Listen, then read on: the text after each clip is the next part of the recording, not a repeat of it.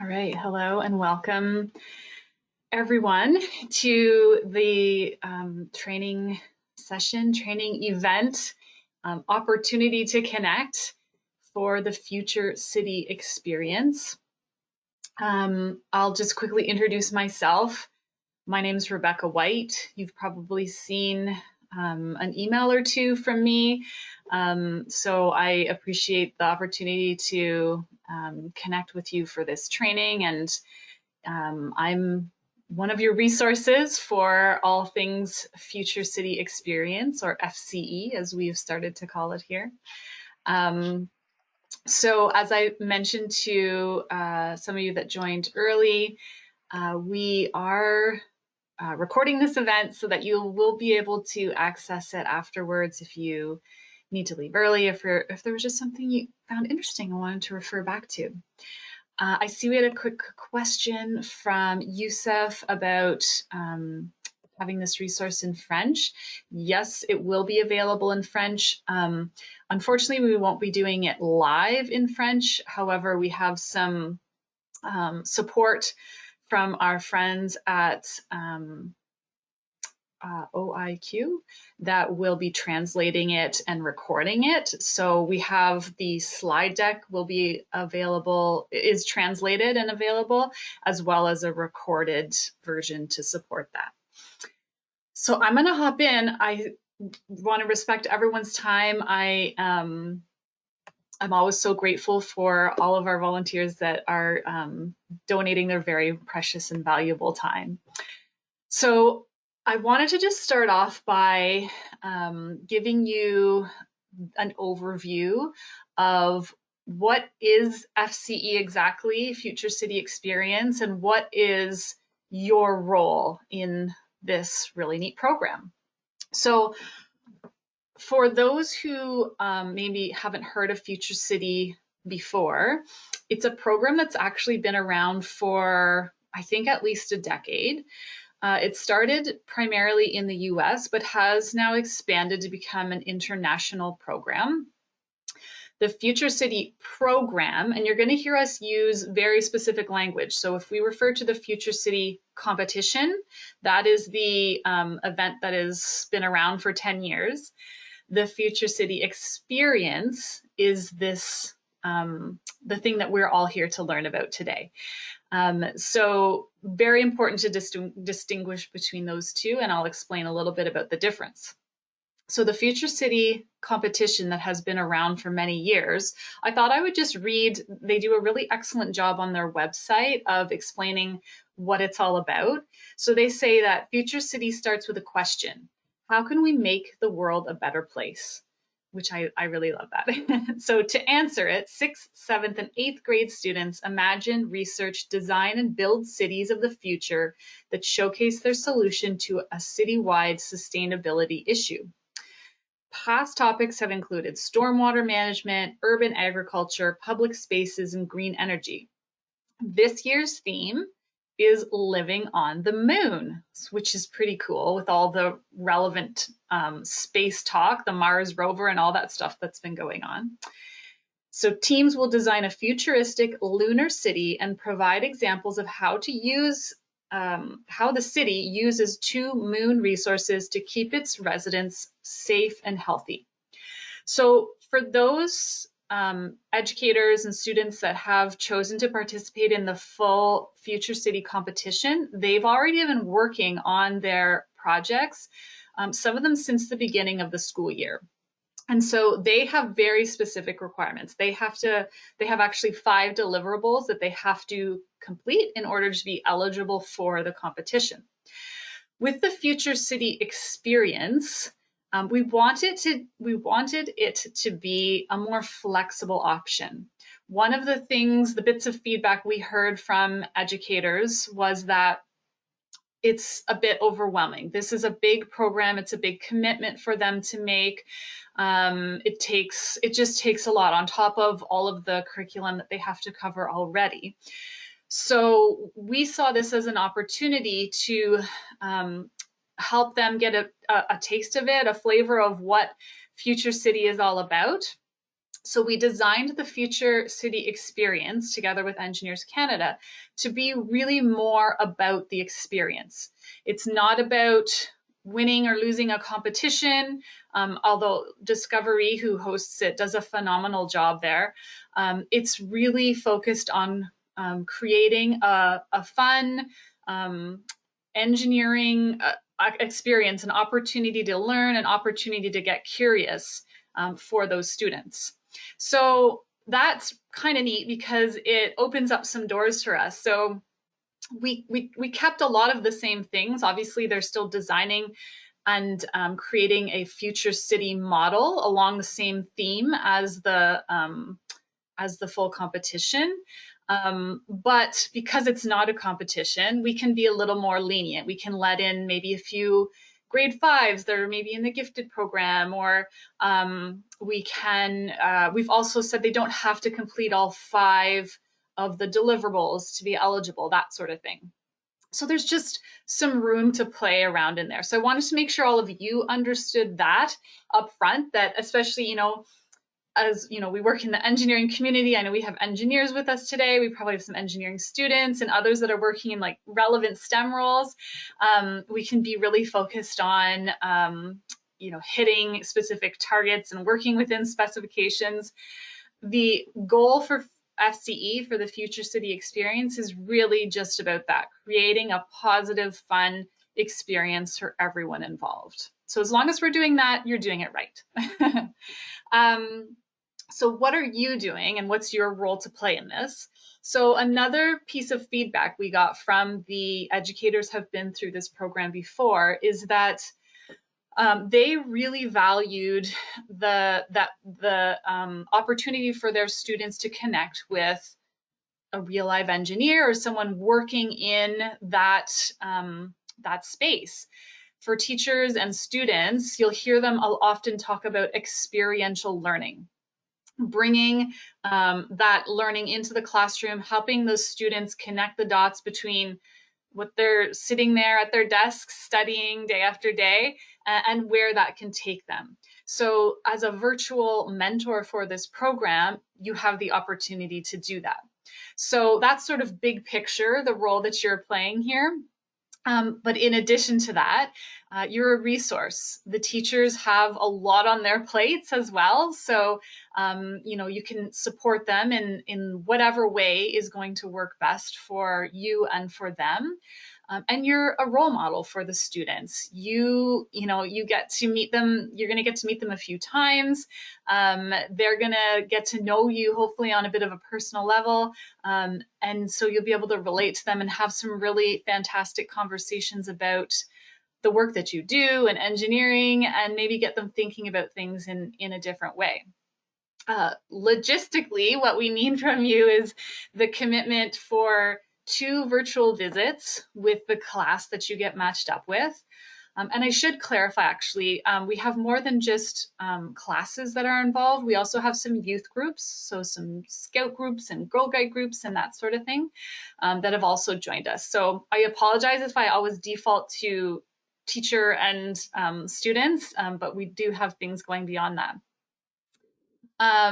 And so you will, sorry, I just thought I saw a question come in. There we go. So we're asking you to commit to 2 virtual visits with the group that you're matched with. And I would plan for about an hour per visit, depending on, the school periods or the time that youth group has available. And then we are also asking you to be available and support the showcase. So we still wanted to have the excitement with the Future City Experience of building up to some sort of culminating event. And without having it as a competition, we decided to do that with a showcase. So the showcase right now is booked for May the 5th. And we had a tentative backup date of the 6th. We weren't sure exactly how much participation we would have. I can tell you now today we have our numbers, so we know we have a better idea of resourcing, I guess. So the showcase will happen on May the 5th alone. We don't need 2 dates to cover everyone. We will be able to get everyone done just in that one date. And it's probably going to be more like a 2-hour commitment, not a 4-hour commitment. We think we'll be able to get everything covered and wrapped up within about 2 hours. However, we are going to be booking a backup date. The reason for that is we've just seen a lot of things coming up right now in the education system. If you have kids and you're located in Ontario, you're probably aware that they moved March break recently. So, we want to make sure that in case they move March break again and it ends up for some unlucky way landing on May the 5th, we want to make sure that we have thought of that in advance and we have everybody prepared to move to another date. So at the moment, the tentative backup date, and this should be confirmed in the next day or two, but the tentative backup date is May the 12th. So we just moved it out 1 week. So those are your important commitments. So 2 virtual visits. The dates of your virtual visits are things that you will arrange with your class that you're matched with whoever it is, the educator or the leader of that group. And then the showcase event on May the 5th and the backup date on May the 12th. Okay, so hopefully I've got kind of all that framed up for you, because what I really want to spend some time with you on today is the whole idea of creating this experience for these students. I'm sure a lot of you here today you may be working in academia, or you have, working in a workplace where you're talking in boardrooms or putting together reports, or if you're an engineering student and you're working in labs and that sort of thing. And connecting up with kids and creating these kinds of experiences has some different ways, different approaches that can work well. So I want to spend a few minutes going through some tips, tricks, hints, ideas that we can share with you. So we're going to talk about creating connections through storytelling. We're going to talk about diverse and inclusive messaging, and then some nuances around virtual connections. And then I'll have some time as well at the end for Q&A. Just to start things off, to get us thinking, I guess, I found a quote that I really connected to. The quote is from a fellow named Ralph Ellison, and he wrote that education is all a matter of building bridges. And I just thought that was really a beautiful way of thinking about it, and especially for you as a virtual mentor, and especially because you're part of this engineering community and we have certain ties to building bridges in engineering. I just thought it was a great way of thinking how you're now the bridge between community and solving big problems and the education system. So I thought that might be inspiring. So I've already talked a little bit about this. Objectives of this program are really just to create positive engineering experiences.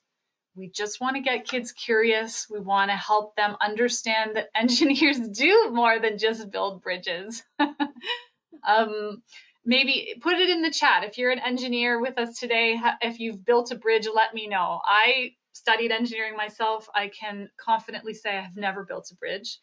But when we ask students what they think engineers do, that is the #1 answer that we get. They think that engineers build bridges.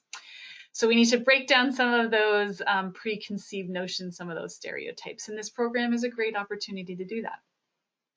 And then it's a way to bring the curriculum to life. So I talked a little bit about experiential learning, and it's just really a very powerful experience for the students to be able to see what's possible.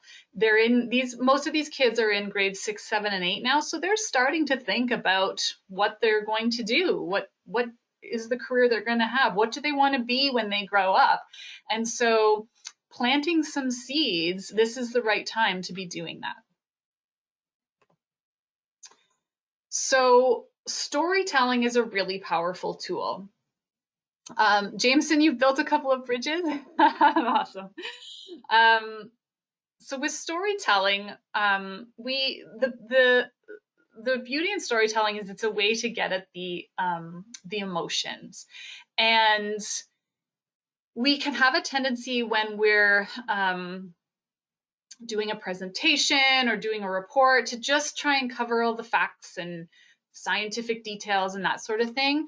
But when we think back to our goal of creating a positive experience, we need a way to access some sort of emotional connection. I can tell everyone here, I would say I'm actually a living success story, living, breathing success story of STEM outreach, of engineering outreach. As I think I was as young as grade 3, I attended a science and engineering camp in the summertime. And I would credit that probably about 60 to 80% of the reason why I chose to study engineering in university. And I can't tell you a single one of the activities that I did or exactly what I learned while I was at that camp for a week, but I can tell you the emotions that I felt. I felt so excited and happy, and it was just such a wonderful time that I remember. As you reflect back, I'm connected to those emotions, right? Those are really powerful emotions. So for other people, storytelling is just a great way of sending that message. You can convey a lot of information really easily, and it just stays with them because it has that emotional connection. But it has a lot of value for yourself as well. If you haven't done so in a while, and a lot of us maybe have with everything that's been going on in the last year, but it forces you to do some self-reflection and think about what we've learned and the choices we've made, the decisions we've made, the path we've taken. And I've really seen it as an opportunity to reconnect to that identity, that engineering identity or STEM identity in some way. So how do we do that? We've got a bit of a process that you're welcome to follow and use if that's helpful. So to break it down, the first thing to do is reflect. Just as I was saying, take some time, think about your past. What were your choices? What path did you take? What were some of your favorite memories? What were some of the challenges? It's important to talk about those as well. Step 2, know your audience. So we know already it's grades 6, 7, and 8. So think about thinking about who you're talking to is a great way to frame to build out that story, right? So not just how old they are, what grade they're in, but think about where they live and what things are relevant to them right now. Like there's a lot going on in their worlds at the moment. And so it's a great way to connect, right? If you talk about things that are happening in their community, and by the way, we're going to do our best to match you with someone that's geographically relevant to you. It's not going to happen in all cases, but you might be able to know what's going on, something relevant that's happening in their area, and so it's great to build that into your story. And then just map out your storyboard. So you want to make sure you're identifying yourself as a human. If you have all the, if you introduce yourself and all the letters that are after your name, the kids are not going to pay any attention. They're not going to remember that. They want to know you for you. So just tell them who you are and like maybe an interesting fact about you, or something relevant that's happened to you that day. And then unpack your reasons. So think about all those different choices you've made, the experiences you've had, maybe some external influences. Think about what they were for you, and then talk to the kids about them. There's going to be kids that can relate. And then we always say, don't forget about the why. So it's always really important to be thinking about the reasons behind everything. And we really believe that we don't want to sugarcoat things. So we can be real. We can tell kids, engineering is hard. You can be real about that. But guess what? Engineering's hard, and you get to do really neat stuff, and you get to solve big problems, and you get to work with amazing teams, and you get to do all these great things that make that hard work worth it. So it's great to share your own personal motivations. Why is it all worth it? so that they can connect to those same reasons. This is a bit of a checklist, as I know we have a lot of scientific brains on the call with us today. This is me thinking about who my audience is today. So here's just some do's and don'ts. We've kind of covered most of these, but I thought it might be helpful to see it. So do be enthusiastic. Tell your story with emotion and enthusiasm. It's not a boardroom. It's a classroom, or it's a gymnasium, or it's someone's living room that your audience is sitting in. Do try and rehearse your story if you can. Get comfortable with the talking points. I know every time I tell my own story, I get more comfortable. It feels more conversational. I can make more of that emotion come through. So practice if you can.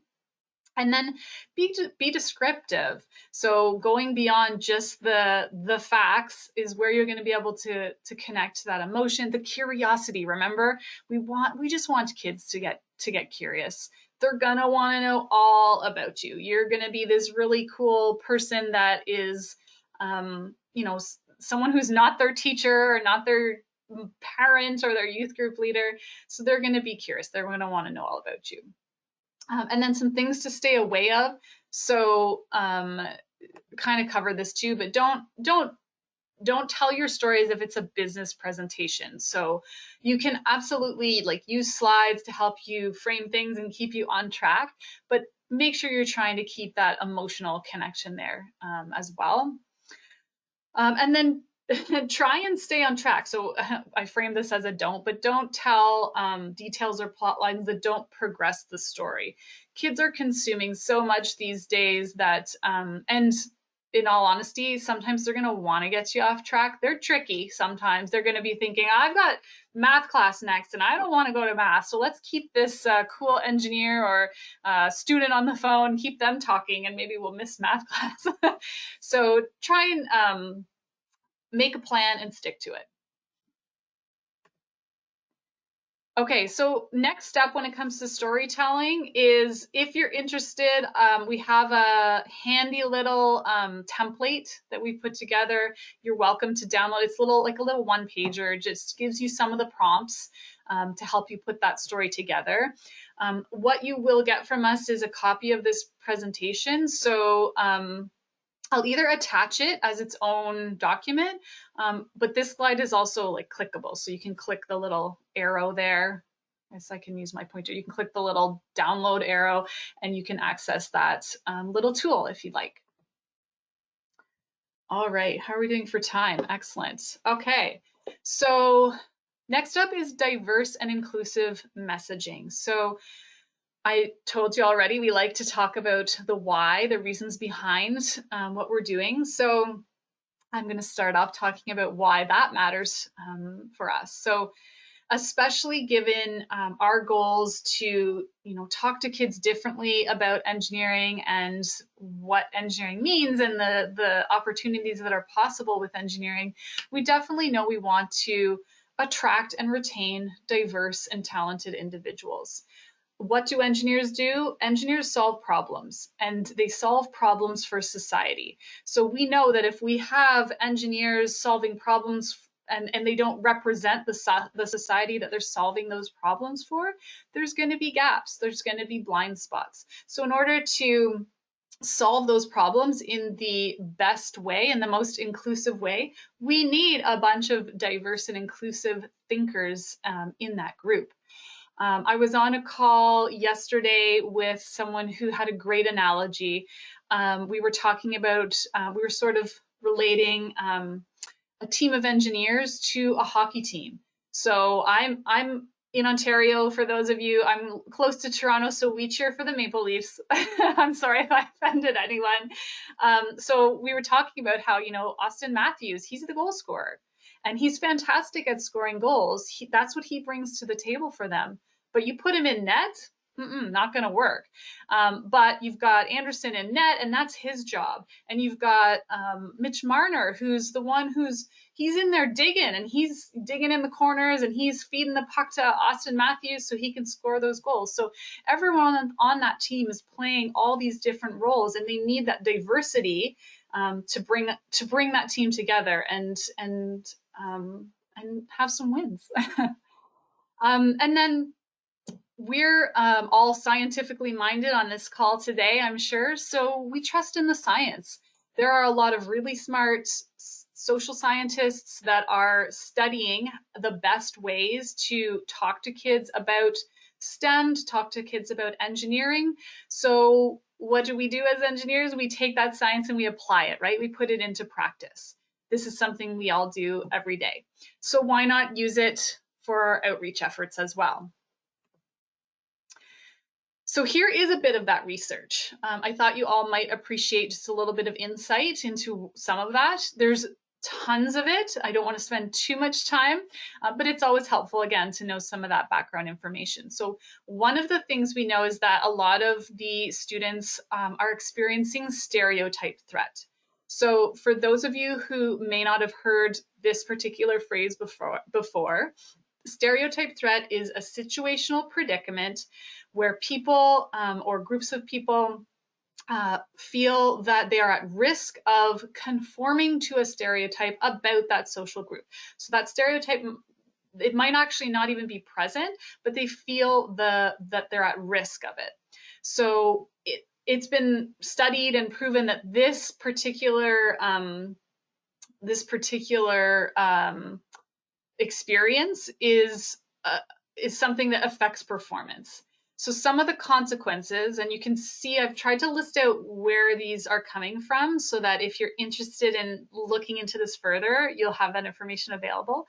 But for those individuals that are experiencing stereotype threat, that could result in undermining their performance. It could trigger concerns about belonging, lowers engagement and retention, and it can even threaten health in some cases. So what can we do about it? Well, we can take some research and put it into action. So I've got 5 things to share with you today that I want you to just keep in mind. You're not going to be able to do all of these all the time, but just good things. Again, if you think back, what's our goal? Creating a positive experience. So just things to keep in mind as you are engineering or you are designing the experience for the future, the FCE. So the first one is model respect for women and minorities. So just very simply think of ways that you can maybe show respect to educators and students so that they all feel included. I will say, particularly for the educators that have signed up for this program, a lot of times they tend to be women. So one of the risks of stepping in as an expert for this virtual mentorship opportunity is that without intending to, you can be seen as displacing the female teacher. So coming in as the expert saying, well, she doesn't know anything, let me explain this. And I'm not saying anyone's going to do that on purpose, but that's just something to keep in mind so that you can maybe, do little things to engage with the female leaders or educators and students and make sure that they feel included. Be relatable. So we already talked about in our storytelling tips to connect with people as a human. Good advice is if you're talking about maybe some of your likes, try and use non-gendered examples if you can. So what music do you like? Movies, food. These are great ways to connect as a human. And then promote a growth mindset. So this is actually really a really important one. And especially in the education system, they're really starting to pick this up as well. So you may even hear your educators or leaders talking about this too. But the importance of failures, talking about failure, even celebrating it and explaining how you use failures. So failure gives us information. It's a way to, especially as engineers, right? We use the engineering design process to give us information and iterate and keep going.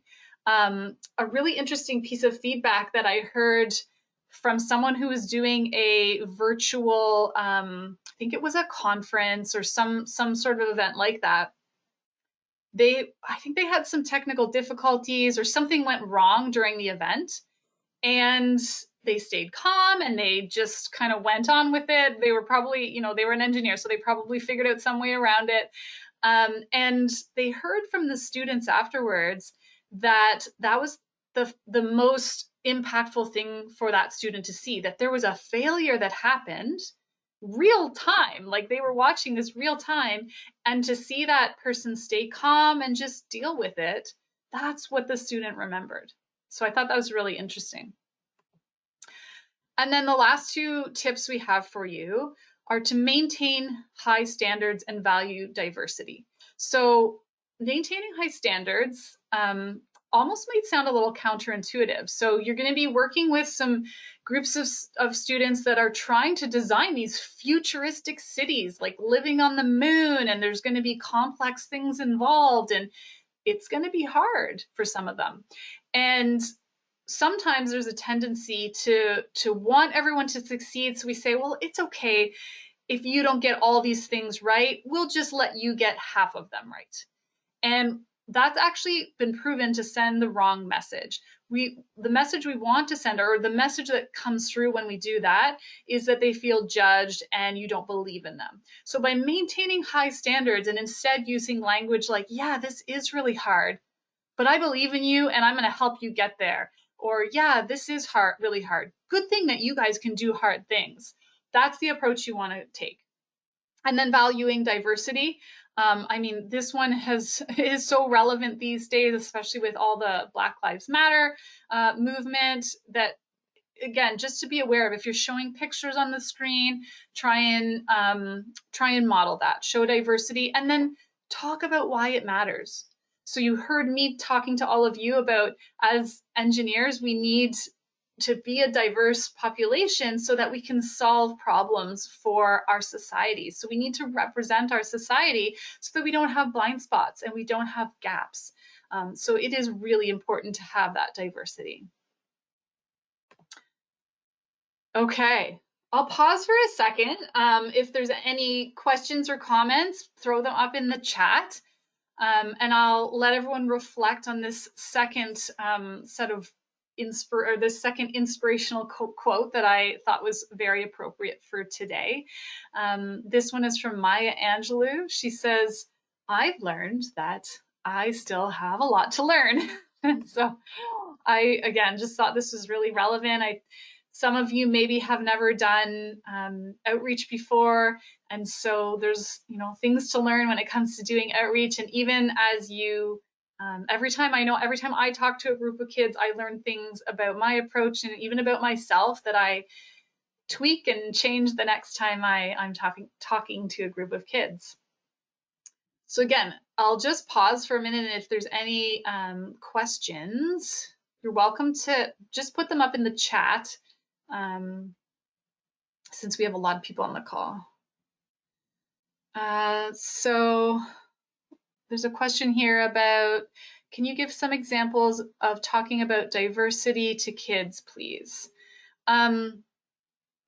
Absolutely. So I like to frame it in the context of for engineering. I mean, it's very relevant for that. You know, that's what you're there for. To talk to kids about maybe teams that you've worked on personally. I will usually pull some of examples from my past, and I'll say, you know what, I was working on this one project and we had a really tight deadline, and I'll kind of frame it up for them. And then we'll talk about how the part of the project I was really good at was this part, but then we had another teammate who thought a different way from me, and it was really helpful to have that teammate be able to contribute that to that part of the project. So I would say, like, there's not really one blanket way to do it. The best way is if you can find something that's relevant to yourself or to the students that you're connecting with. Hopefully that's helpful.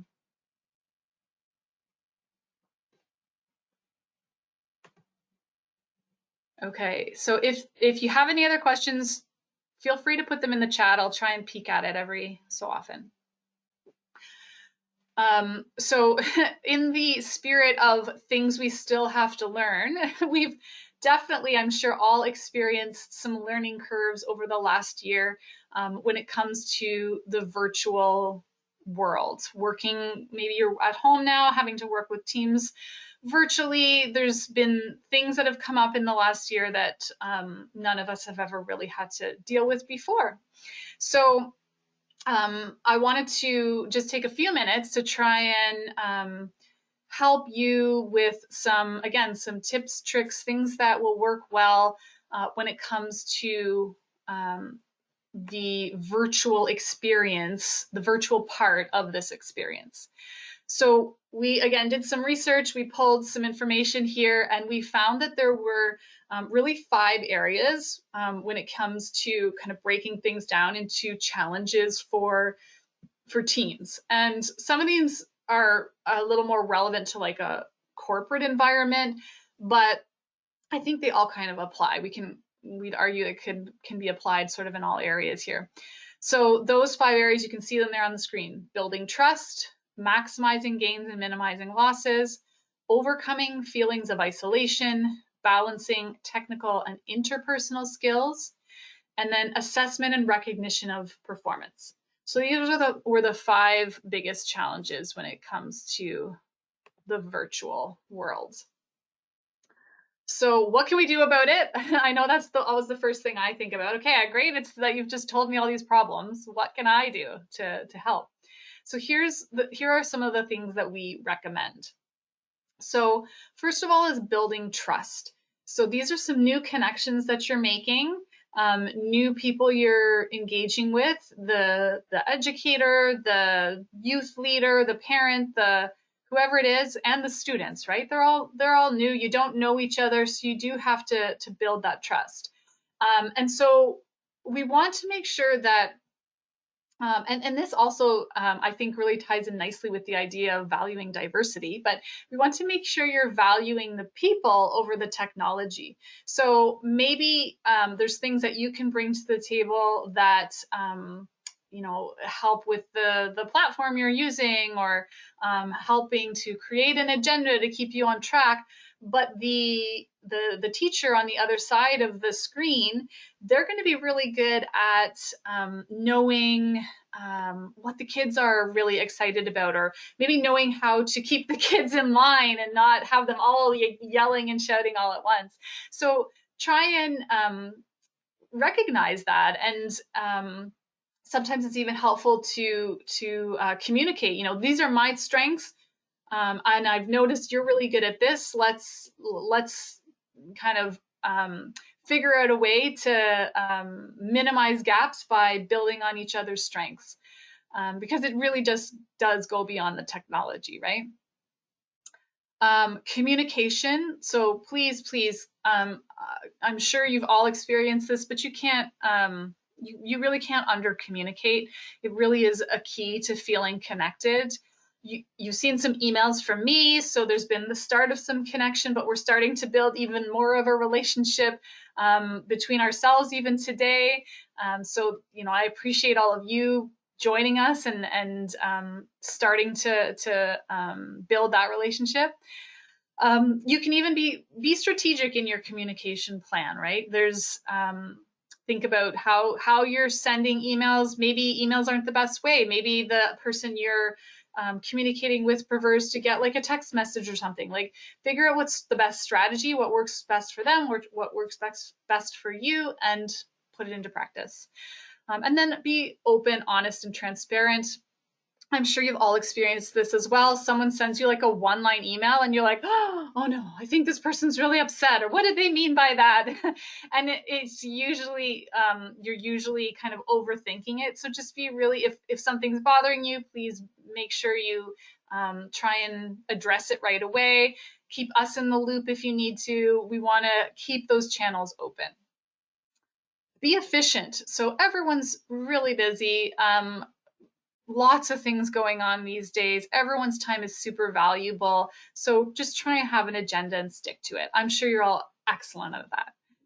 And then I would argue probably the most important one here is to celebrate wins. So if you do have that agenda set up, make sure you have time to budget it in there to reflect and to celebrate achievements. We really want kids to feel that sense of connection through the recognition that you can give by something as simple as like, hey, I see you added this thing, or hey, I noticed that this happened. And that just that small second, that small bit of praise can really make the difference in creating a positive experience for the students. So building that relationship with those students, it's tough. I mean, even when we're doing it in person, it's tough. We've already talked about some tools that we can use through storytelling, some interventions you can use with your outreach approaches to be inclusive. But what else can you do? And around the nuance of it being a virtual connection. So what I have here, and I'm not going to pretend to be an expert on this, but this is Maslow's hierarchy of needs. And so you can see here, this is like a triangle illustration. And so the things that are at the bottom of the triangle, it's sort of like a building up to. So the physiological needs need to be met, safety needs need to be met, a sense of belonging in order to start to get to that sense of esteem, and then ultimately that self-actualization.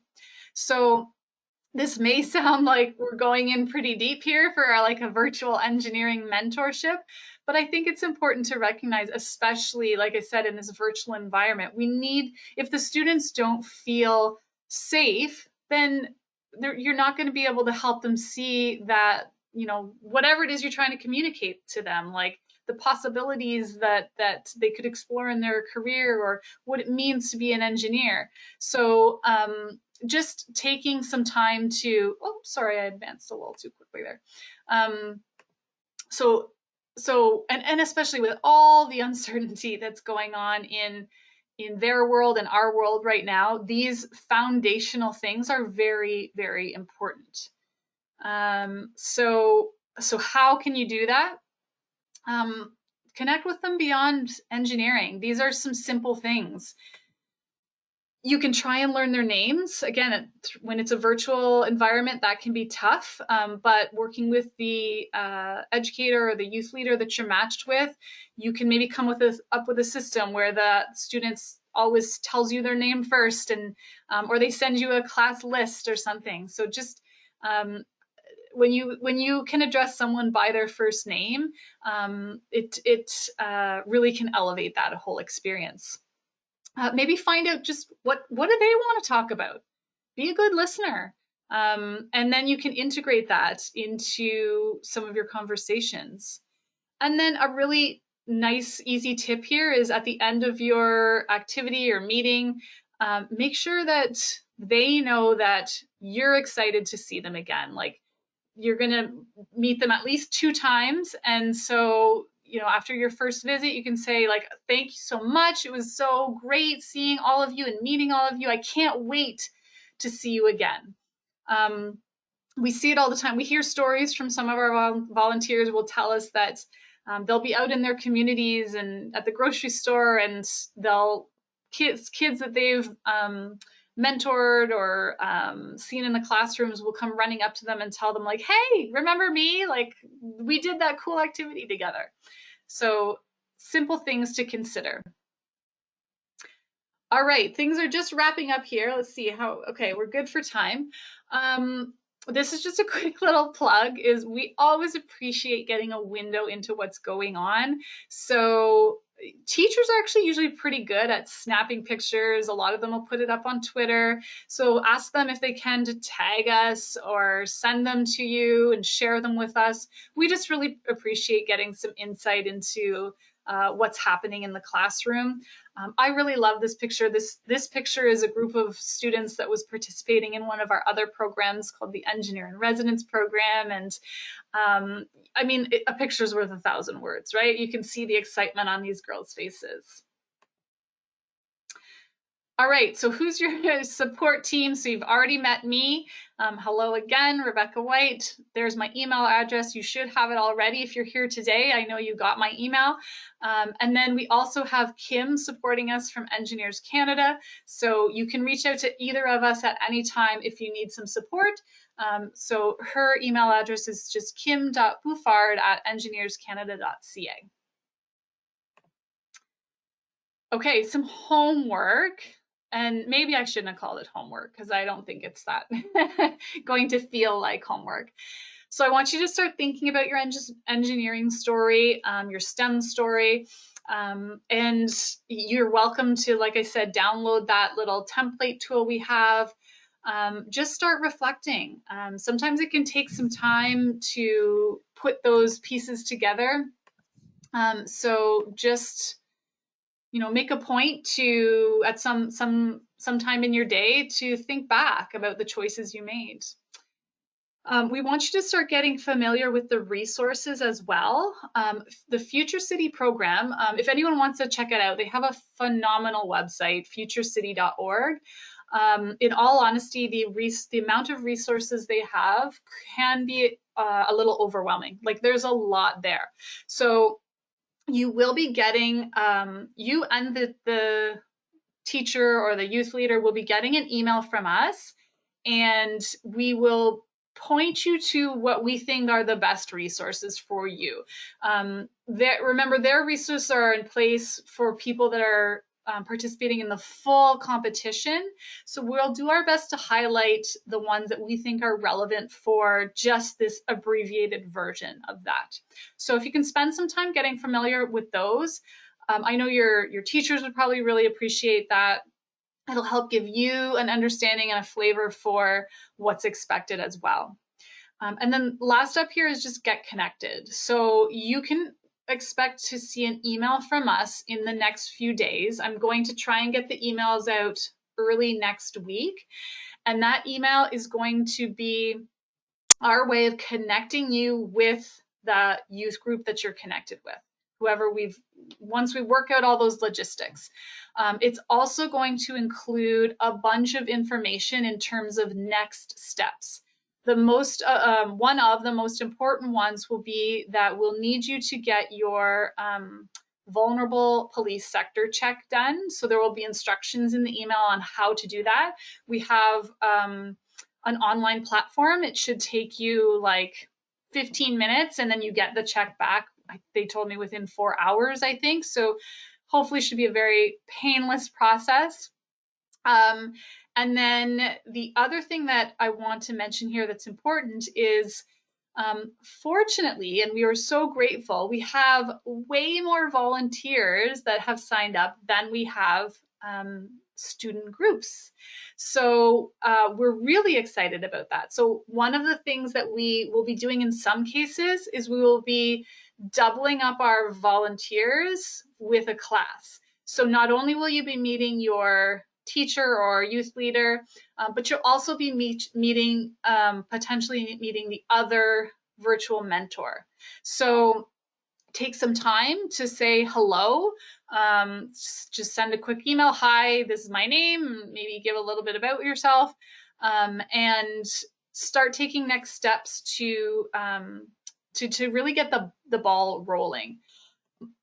My suggestion. Oh, I've got a little slide here just to say, if you want to connect kind of with the broader group that we have. We've got a LinkedIn group called Engineering Ambassadors. You're welcome to join that group. It's just a great place to share resources, share best practices when it comes to STEM outreach. And if you want to learn any more about what we do at Engineers of Tomorrow, you can follow us on Instagram. We're in all the usual places: Instagram, Twitter, Facebook, LinkedIn, we're everywhere.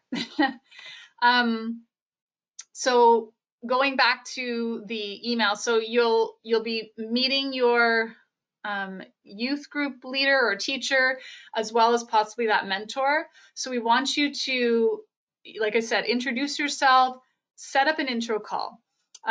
We're already almost into March. If you remember the deadline, like we're working towards the showcase event of May the 5th. So essentially we have 2 months right now. We have March and April for all of this to happen. So that's going to go by fast. So try and get some dates on the calendar. It's really helpful to have dates. It gives you something to work towards. It gives the teacher something to prepare and plan for. Some best practices are sending them a bio even so that they can introduce you to their students before you even arrive virtually. And then pro tip here, get some backup dates planned as well. I mentioned things are really volatile in the education system at the moment, so have some backup dates if you can. And then please mark your calendars for that showcase event. Mark your calendars for May the 5th and tentatively May the 12th. I know it says the 6th on the slide there, but this is brand new information as of like 2 hours ago. So May the 5th, and then backup date tentatively May the 12th. And then as we formulate that, as our plans kind of get a little more formalized for the showcase, we'll send out all the relevant information, the calendar invites, all of the, how that's all going to work. Don't worry, we will make sure you are well prepared for that. All right, so I think there was some questions that were coming in on the chat. All right, so Wilson, you are asking, will the link to the police check be sent to us as well? Yes, it will be sent to you. It'll be in, the instructions will be in that email. I'm just working with the platform that we're using to try and find out the most seamless way to do that with you. So the instructions will be in the email, and we are covering the costs, so there's no cost to you to get that done. All right, so thank you again, everyone, for being here. I know that was a lot of information, so I hope it wasn't too overwhelming. You will have access to the recording if you want to refer back to it. You have me here at your disposal. If you need anything at any time, you are welcome to email me, get me on the phone, whatever. Don't worry about it. I am here to support you. I see a few more questions coming in. Do we know approximately the time of day the showcase will occur on May the 8th? We haven't picked a time yet, but it'll occur during the school hours. So sometime most likely between like 9 and 3, and we'll probably try and pick a time in the middle because we're dealing with time zones all across Canada. And as I said, expect about 2 hours. So we may have to play with that as we figure out our time zones. So sorry, I don't have an exact answer for you on that.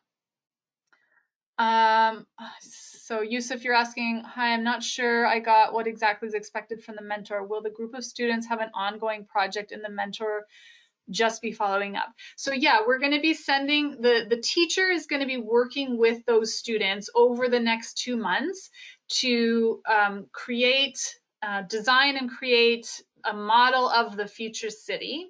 So what I would suggest with your 2 visits, the first one, and this is my suggestion, you are welcome to modify your approach if you think something, if you think you'd like to take it in another direction, but I would suggest the first meeting to plan for that to be a more introductory meeting. Like, hi, I'm Yusuf. This is what I do. I've heard about what you're doing, and I'm really excited to see where that goes. You can absolutely check in with your teacher in advance and see maybe they're going to have specific questions for you. But I would treat that first visit, the first virtual visit, as more of an introduction. And then the second one, and I would suggest targeting that one to happen in March. And then the second visit, I would suggest that you target to happen that one mid to late April, or like mid-April.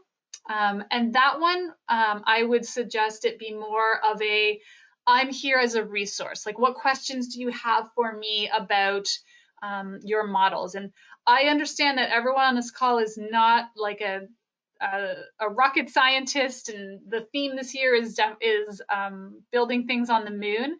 But I would just rest assured they're not going to be super complex questions. And if they have complex questions, that's okay too. Let them see that you don't know the answer and you can get back to them. And but I would recommend that second session be more of a like check in with them. Let's see how you're progressing, that sort of a thing as a support.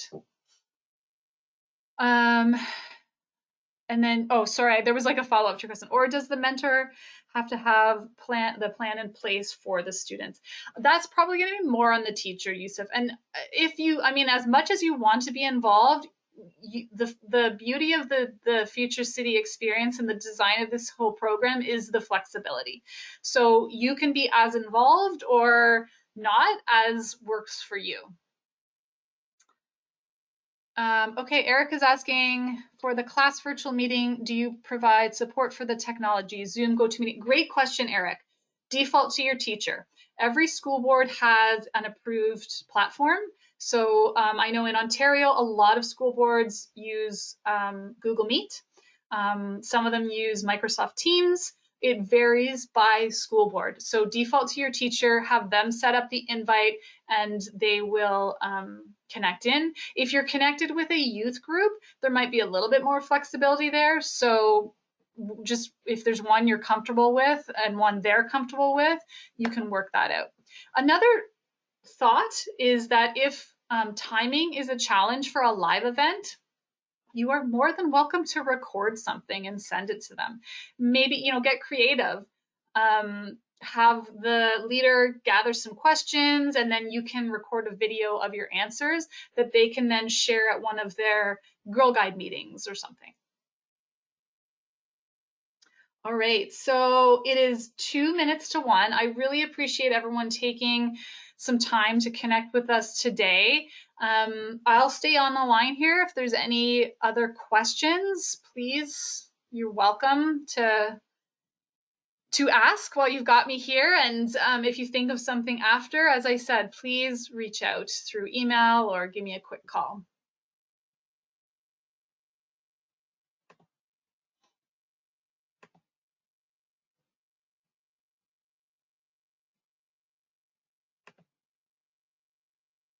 Oh, and you're welcome to everyone that's thanking me right now. I'm thanking you. Thank you so much.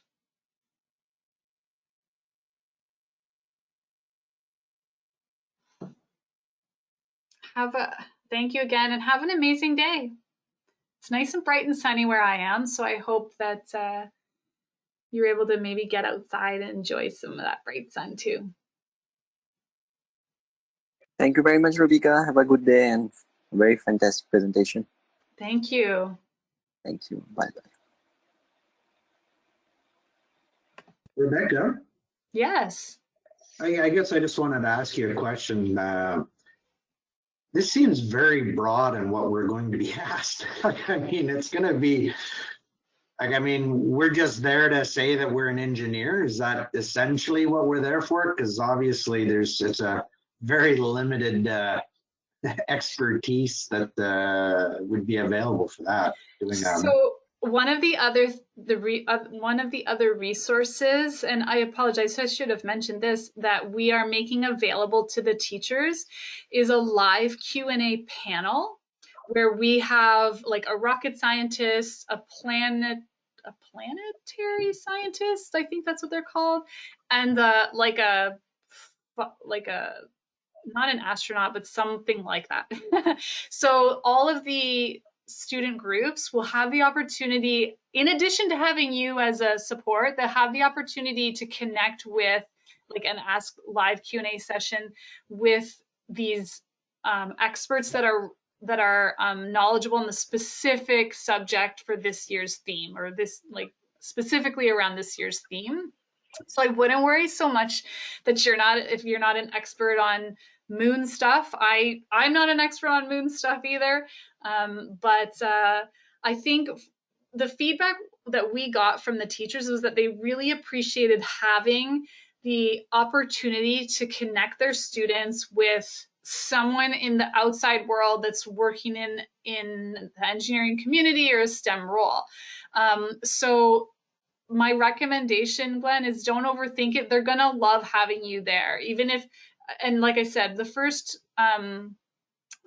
visit can be more of like just an introductory thing. Talk about yourself, build out your story the way we suggested it, and absolutely check in with your teacher or the youth leader that you are connected with, and because they might have other ideas. They might ask, can you talk about this particular thing that we're interested in, or you can have that dialogue with them. That's why that communication is going to be so important.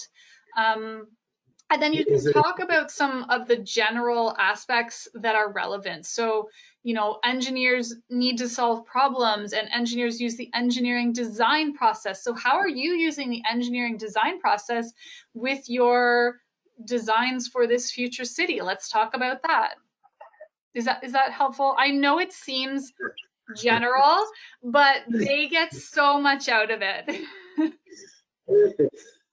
Is there going to be some sort of how should we say, a discussion before we're just given a classroom or a group? Like, I'm not sure what you mean. Like, well, like, I mean, I'm obviously an English-speaking person in a French province. I don't want to be like my fear is that I'd be given a very French school that would make it even. So we have French schools matched with French-speaking volunteers. So in terms of our, like, the way we're breaking down our matching process is we're going to do our best to try and well, this is maybe where your concern's coming from. I said we're going to try and match you up geographically, but with French-speaking schools, we have French volunteers we know either are French-speaking or bilingual that will be matched with those schools. Okay, I'm just wondering because I'm part of OIQ, so that's who I applied to for volunteering. But you applied through our English form, right? Like you filled out the English form? Yeah, probably. I'm not sure. I'll double check for you, Glenn, just to make sure. Because my stuff when I go on the OIQ, it's English. I've pushed English. So okay, when they communicate to me, it's in French. But when I communicate to them, it's in English. Yeah. So it's some documents are in English, some are in French. When you filled out the form, did you answer it in English? I don't know. Oh, okay.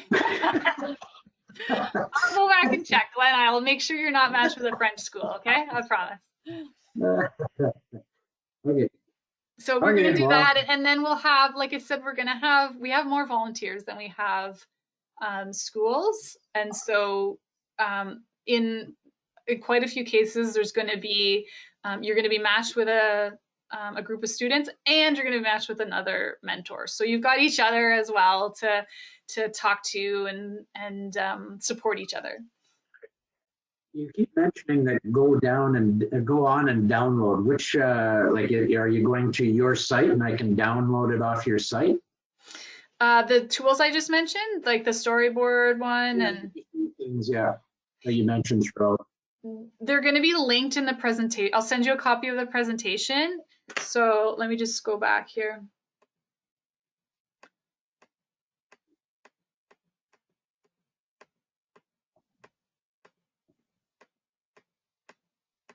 Oh, there it is. This one here with the storyboard, like I have this linked. Actually, it'll probably bring it up. Let me open it up for you. So when you get a copy of the presentation, you'll click on it, and then it's just this nice little tool here. It's just got some nice prompts in it to help you.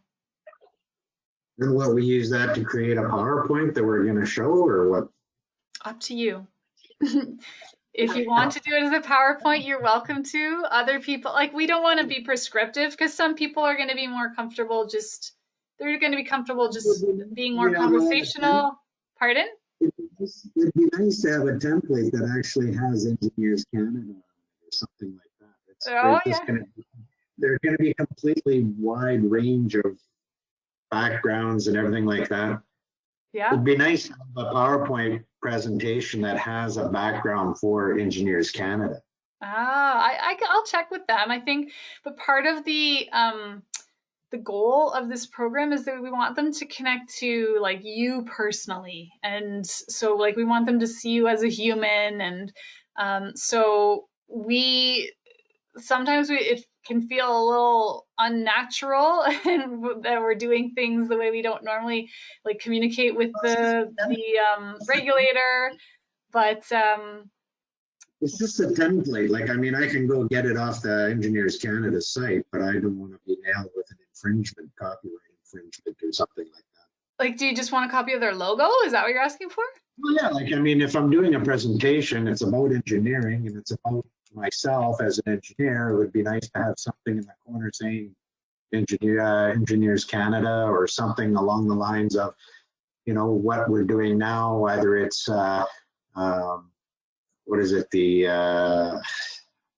FCE in the corner or something that's owned by you guys that we're doing for them to make the link between just some guy showing up and giving a presentation. That's why.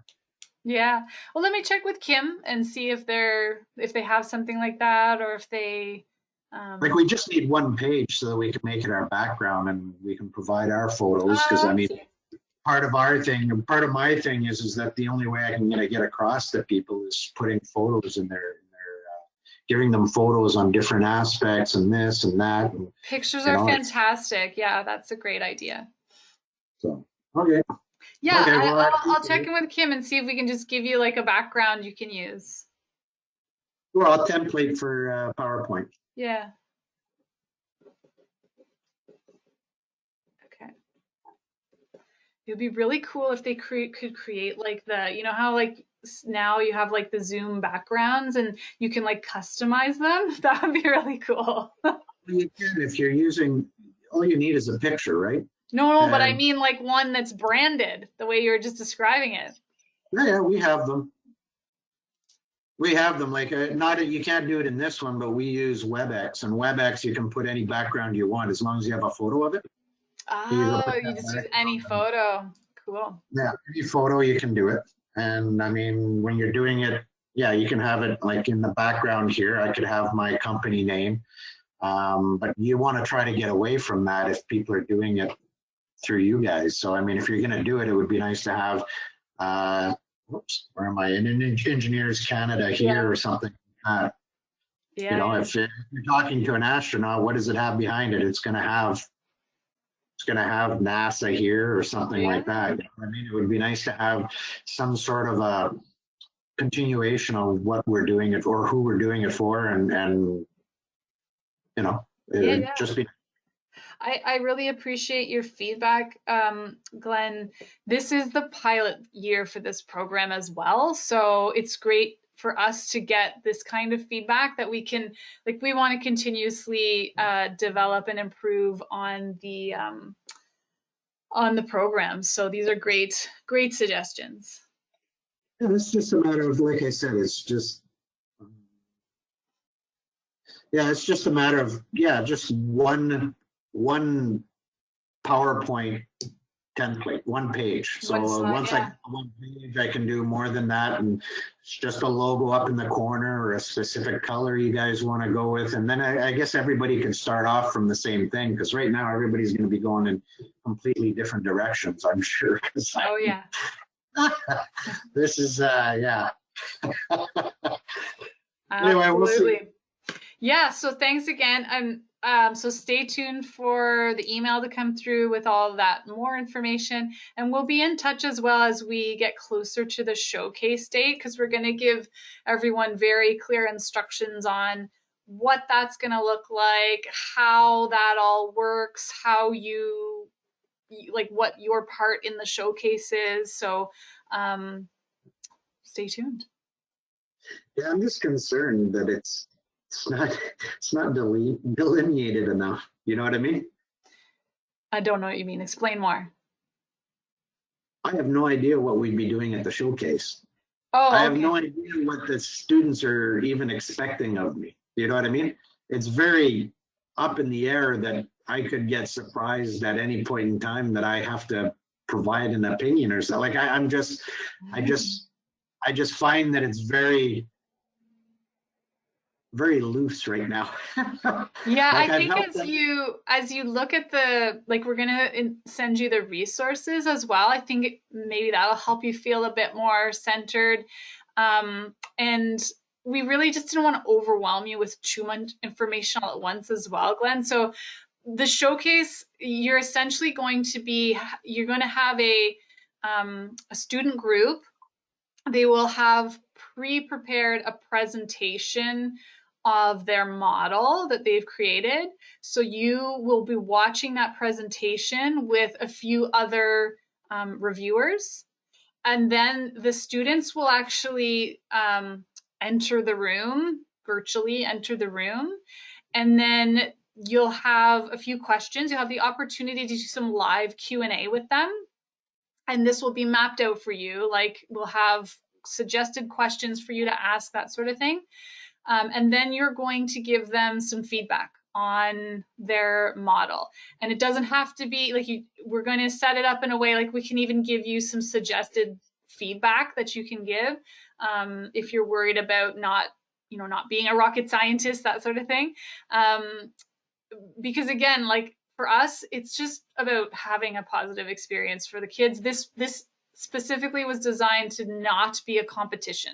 So it's okay if things didn't go the way that they were expected to. And then ultimately, the student group will receive from you or from the reviewers that are in the room with them, they'll receive one of two stamps. So we wanted to integrate the idea of getting their designs stamped by an engineer. So they'll either be getting a stamp that says like, this is phenomenal, like this is ready to be built kind of thing, or you need to maybe go back and take some of our feedback and do some iterations as you would normally do, in the engineering design process. So we'll have those two options. That's sort of the outcome from that. Is that helpful? Well, no, that just makes it more.